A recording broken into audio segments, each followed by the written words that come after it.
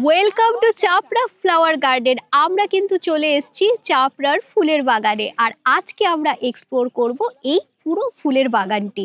Good afternoon. আজ 8ই জানুয়ারি 2026, ইংরেজি নববর্ষের সবাইকে অনেক অনেক শুভেচ্ছা। Wish you all happy new year. আমরা কিন্তু রানাঘাট জংশন থেকে এইমাত্র টোটোতে চেপে গেছি। রানাঘাট জংশন থেকে কিন্তু 3 নম্বর প্ল্যাটফর্মের দিকে বেরিয়ে আমরা কিন্তু টোটো ধরে নিয়েছি। টোটোতে আমাদের ভাড়া পড়বে 30 টাকা জনপ্রতি। এই আমাদের টোটো ছেড়ে দিল। এবার আমরা কিন্তু চলেছি ফুলের স্বর্গরাজ্য চাপড়াতে। এবার রানাঘাট কী করে আসবেন সেটা নিয়ে নতুন করে কিছু বলার নেই। শিয়ালদা স্টেশন থেকে রানাঘাট লোকাল, যে কোনো লোকাল ধরে কিন্তু আপনারা রানাঘাট অনায়াসে পৌঁছে যেতে পারবেন, যার জনপ্রতি ভাড়া পড়বে শিয়ালদা থেকে 20 টাকা করে। আর আমরা এখন চলেছি কিন্তু চাপড়াতে। বাকি কথা চাপড়াতে গিয়েই হচ্ছে। আমরা কিন্তু টোটো করে চাপড়া পৌঁছে গেছি এবং টোটোতে আসলে কিন্তু আপনাদেরকে কিন্তু ঠিক এখানটাতেই নামাবে। এখান থেকে কিন্তু আমাদেরকে একটু সামনের দিকে হেঁটে যেতে হবে। 1 মিনিটের পথ আমরা কিন্তু হেঁটে পৌঁছে যাচ্ছি ফুলের স্বর্গরাজ্যে। এইখানে আসলে কিন্তু আপনারা যদি চাপড়া এই ফুলের স্বর্গরাজ্যে আসেন তবে কিন্তু এখানে গ্যারেজের ব্যবস্থা রয়েছে। পার্কিংয়ের জন্য কিন্তু কোনো রকম কোনো অসুবিধে হবে না। আপনারা যদি নিজস্ব গাড়িতে আসেন, পার্কিংয়ের কিন্তু এখানে খুব সুন্দরভাবে ব্যবস্থা করা আছে। এই আমরা কিন্তু প্রবেশ করতে চলেছি ফুলের স্বর্গরাজ্যে চাপড়াতে, এবং দুপাশে কিন্তু এখানে ফুলের তোড়া এবং ফুলের ব্যান্ড, মানে যে সমস্ত ব্যান্ড আছে হেয়ার ব্যান্ড ফুল দিয়ে তৈরি করা, সেগুলো কিন্তু এখানে তাদের পসরা নিয়ে কিন্তু বসে পড়েছে। আপনারা চাইলে কিন্তু এখানে কিন্তু খুব সুন্দর সুন্দর কিন্তু ফুল পাওয়া যাচ্ছে, সেগুলো কিন্তু আপনারা খুব মানে অতীব সুমূল্যে কিন্তু আপনারা এখান থেকে ক্রয় করতে পারবেন। কি সুন্দর লাগছে, কিন্তু বিভিন্ন ফুল দিয়ে কিন্তু সেই মাথার ব্যান্ডগুলোকে সাজানো হয়েছে, মানে দেখেই খুব ভালো লাগছে। আর যেরকম দেখলেন যে দুপাশ ধরে কিন্তু যেরকম ফুলের পসরা নিয়ে বসেছে, সেরকমই কিন্তু এই চাপড়াতে প্রবেশ করার পরেই কিন্তু এখানে দেখতে পাচ্ছি টুকিটাকি কিন্তু খাওয়া দাওয়ারও ব্যবস্থা রয়েছে। এবার আগে আমরা ভেতরটা যাই, ভেতরটা মেন যেটা ফুলের যে বাগান রয়েছে সেই বাগান ঘুরে দেখি, তারপরে আপনাদের বাকিটা জানাচ্ছি।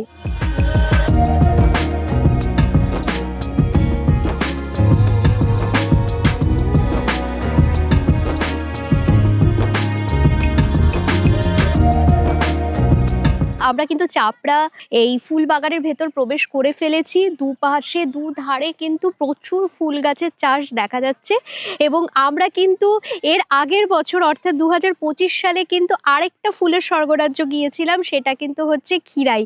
সেই খিরাইয়ের ভিডিও এখনও যারা আপনারা দেখেননি, ডেসক্রিপশনে দেওয়া থাকলো, এখানে গিয়ে ক্লিক করে দেখে নিতে পারবেন। ফার্স্ট লুকে যেটা ইমপ্রেস, সেটা কিন্তু আমাদেরকে খিরাই যতটা আকর্ষণ করেছিল, আমার মতে কিন্তু অ্যাজ এ ট্রাভেল ব্লগার আমার মতে কিন্তু চাপড়া ফুলের বাগান কিন্তু সেইভাবে আমাকে অ্যাট্রাক্ট এখন পর্যন্ত করে উঠতে পারেনি। এবার আরও ভেতরে যাচ্ছি, ভেতরে যাওয়ার পর দেখব যে কথাটা বললাম যে আমাকে এখন পর্যন্ত অ্যাট্রাক্ট করেনি, আমাকে কতটা অ্যাট্রাক্ট করতে পারছে চাপড়া। তো চলুন।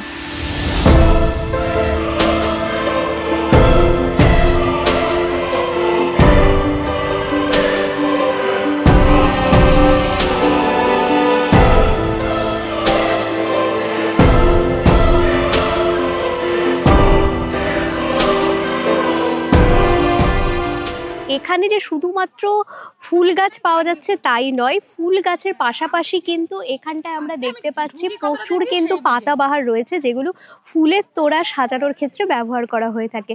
আর এই তো হচ্ছে আমাদের সর্ষে ক্ষেত। আমাদের কিন্তু এখানে ফুল দেখে এত ভালো লেগে গেলো, বিশেষ করে গোলাপ ফুল দেখে আমরা কিন্তু এখান থেকে গোলাপ ফুলের তোড়া নিয়ে নিচ্ছি। এবং গোলাপ ফুলের যদি আমরা দামটা বলি, আপনারা শুনলে অবাক হয়ে যাবেন, মাত্র কিন্তু 2 টাকা পিস করে পাওয়া যাচ্ছে। ভাবা যে আমরা কলকাতায় যারা থাকি, মানে কবে 5 টাকা 10 টাকায় পাওয়া যাচ্ছিল সেটা আমরা ভুলেই গেছি এক প্রকার।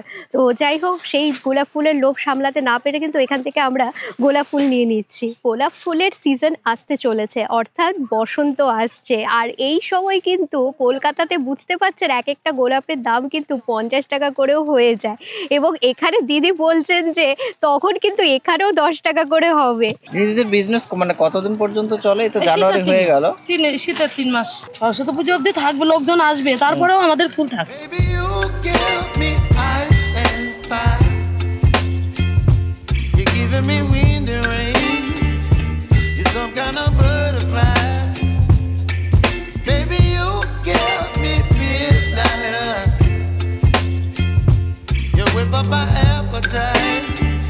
এই হচ্ছে হচ্ছে কিন্তু রজনীগন্ধা ফুলের গাছের এখানে চাষ হয়ে রয়েছে। এখনো ফুল ফোটেনি বা ফুল এখনো আমরা মানে দেখতে পাচ্ছি না, হয়তো সকাল দিকে হয়তো ভালো আমরা দেখতে পাবো, কারণ যেহেতু আমরা অনেকটা দুপুর করে এসছি। আর এছাড়া পৌষ মাস পেরিয়ে গেলে তো আসতেই চলেছে সেই মধু মাস, সেই মাসে তো রজনীগন্ধার ছড়াছড়ি, কারণ চারিদিকে রজনীগন্ধার গন্ধে তখন মম করবে। মধু মাস আসার আগে আমরাও একটু দেখে নিচ্ছি যে এখানে কতটা কি ভালোভাবে সেই ফুল ফুটেছে। আসলে খিরাইতে বলেছিলাম না যে বিয়ের ফুল ফুটলো কি না ফুটলো, খিরাইয়ে ফুল ফুটলো কিনা, এখানে আমরা দেখতে এসেছি চাপড়ায় ফুল ফুটলো কিনা। এই হচ্ছে সবার চেনা পরিচিত গাঁদা ফুল। এখানে কিন্তু প্রচুর প্রচুর গাঁদা ফুলের চাষ হয়ে রয়েছে। আর এই কিন্তু হচ্ছে ফুলের রাজা গোলাপ ফুল, এখানে কিন্তু চাষ হয়ে রয়েছে। এই যে আমরা নিয়ে নিয়েছি গোলাপ ফুল, এখান থেকেই কিন্তু সেই ফুলগুলো নিয়ে ওনারা কিন্তু ওখানে বিক্রি করছে। তো এখানে যেটা আমরা দেখতে পাচ্ছি যে গোলাপ ফুলের কিন্তু মাত্র কলি ফুটে রয়েছে, এখনো সেইভাবে কিন্তু ফুল ফোটেনি। এবং যা বোঝা যাচ্ছে যে মাত্র যেহেতু গাছ লাগানো হয়েছে, এখনো ফুল আসতে খানিকটা দেরি রয়েছে। আর যে সমস্ত ফুল ফুটে গেছে সেগুলো তো তুলে নিয়ে সুন্দর করে বাইরে বিক্রি হচ্ছে। আর এইখানে কিন্তু এক প্রকার ক্যাকটাস জাতীয় গাছ আমরা দেখতে পাচ্ছি, যে গাছটার নাম কিন্তু হচ্ছে সাইকাস।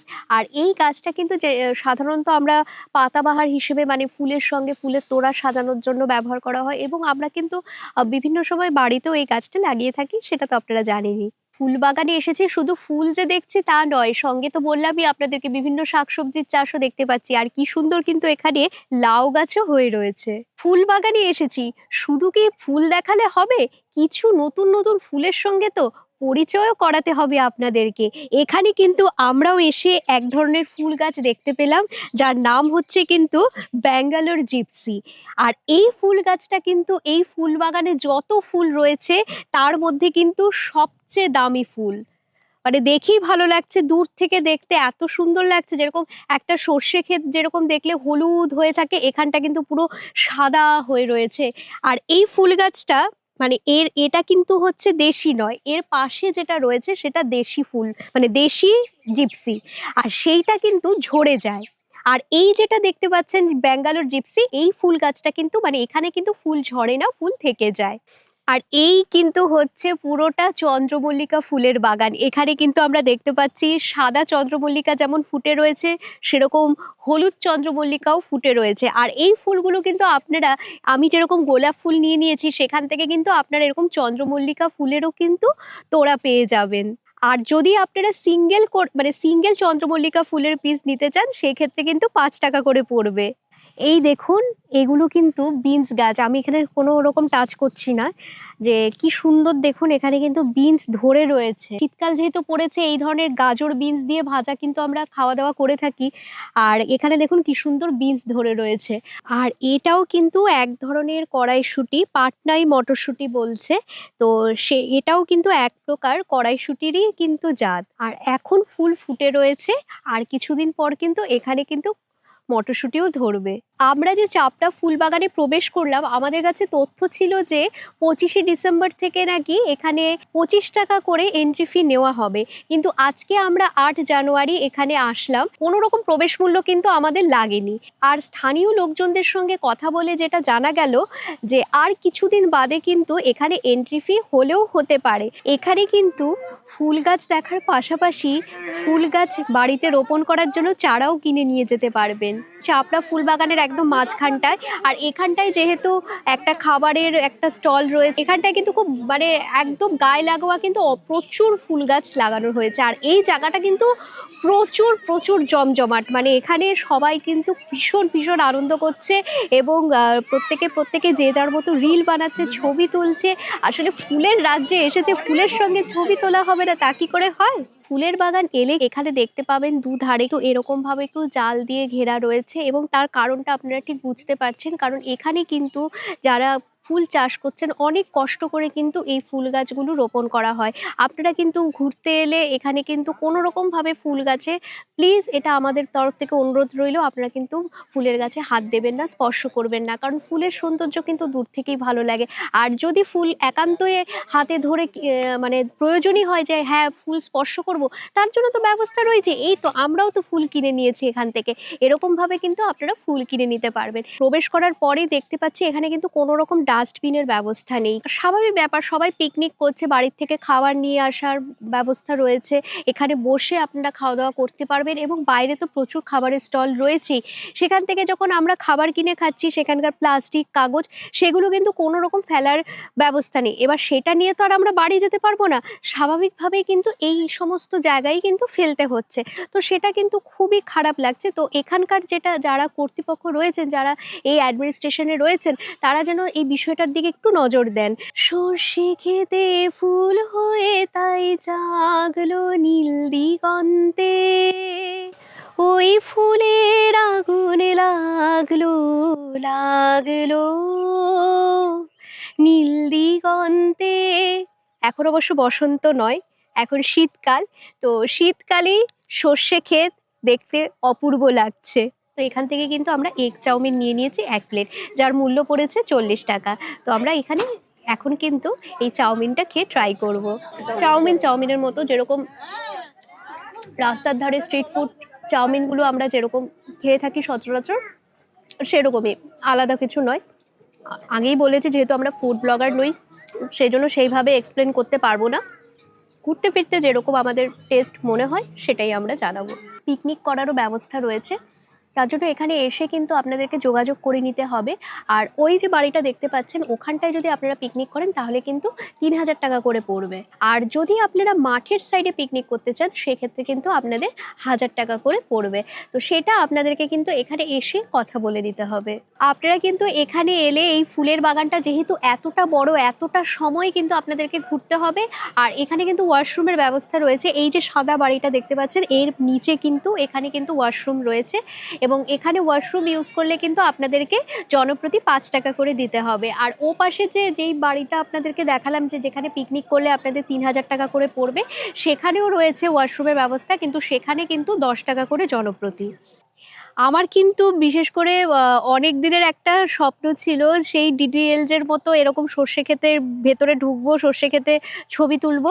এবার ও পাশটাতে ছবি তুলতে পারিনি ভেতরে প্রবেশ করে, এখানটায় সেরকম লোকজন ছিল না বলে প্রবেশ করে ছবি তুলেছি। কিন্তু যাই হোক, আপনারা আসলে কিন্তু খুব সাবধানে, কারণ এইভাবে যদি ছবি তোলেনও আপনাদেরকে বলে রাখছি, আপনারা কিন্তু কোনো রকম যেন গাছের ক্ষতি না হয় সেই দিকে কিন্তু লক্ষ্য রাখবেন। চাপড়া ফুলের বাগান যদি ঘুরতে আসেন তবে কিন্তু মোটামুটি হাতে 2 থেকে 2.5 ঘন্টা সময় নিয়ে আসবেন, তবে কিন্তু পুরোটা ভালোভাবে ঘুরতে পারবেন।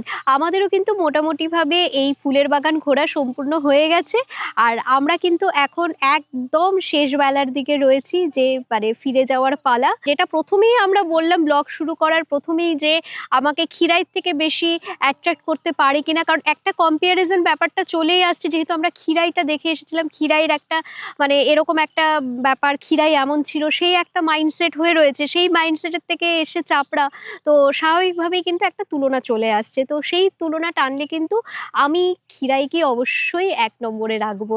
যাই হোক, সেটা যার যার ব্যক্তিগত মতামত। আপনাদের কোন বাগানটা বেশি পছন্দের, খিরাই না চাপড়া, সেটা প্লিজ আমাদেরকে কমেন্ট করে জানাবেন। আর আমাদের কিন্তু চাপড়া ফুলের বাগান ঘোরা সম্পূর্ণ হয়ে গেছে, এবার কিন্তু ফিরে যাওয়ার পালা।